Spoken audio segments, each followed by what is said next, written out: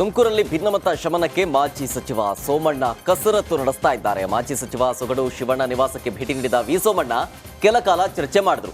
ಮಾಜಿ ಸಚಿವ ಮಾಧುಸ್ವಾಮಿ ಬಣದಲ್ಲಿ ಗುರುತಿಸಿಕೊಂಡಿರುವ ಸೊಗಡು ಶಿವಣ್ಣ ಜೊತೆಗೆ ಮಾತುಕತೆ ನಡೆಸಿದ್ರು.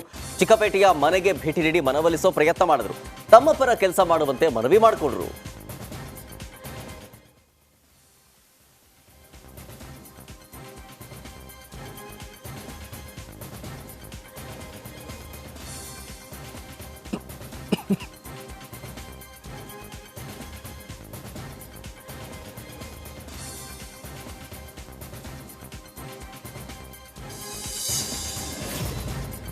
ಬಿಜೆಪಿ ಟಿಕೆಟ್ ಸಿಗದಿದ್ದಕ್ಕೆ ಹಾಲಿ ಸಂಸದ ಸದಾನಂದ ಗೌಡ ನಿಗಿ ಕೆಂಡವಾಗಿದ್ದಾರೆ. ಕಾಂಗ್ರೆಸ್ ಸೇರ್ತಾರಾ ಅಥವಾ ಬಿಜೆಪಿಯಲ್ಲಿ ಮುಂದುವರಿತಾರಾ ಅನ್ನುವಂತಹ ಚರ್ಚೆ ಶುರುವಾಗಿದೆ.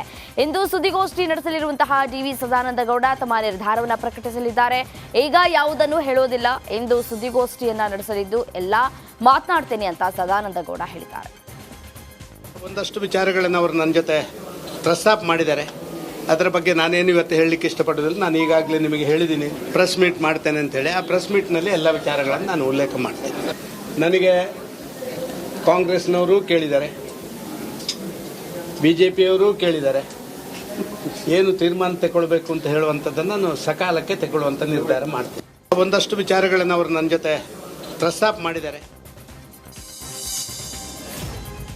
ಒಕ್ಕಲಿಗರ ಸಂಘದ ಪದಾಧಿಕಾರಿಗಳ ಜೊತೆ ಸಂಸದ ಡಿ.ವಿ. ಸದಾನಂದ ಗೌಡರು ಸಭೆಯನ್ನ ನಡೆಸಿದ್ರು. ಬಳಿಕ ಮಾತನಾಡಿದ ಒಕ್ಕಲಿಗರ ಸಂಘದ ಅಧ್ಯಕ್ಷ ಹನುಮಂತಯ್ಯ, ಮೂರೂ ಪಕ್ಷಗಳು ಒಕ್ಕಲಿಗ ಸಮುದಾಯಕ್ಕೆ ಅನ್ಯಾಯ ಮಾಡ್ತಾ ಇವೆ.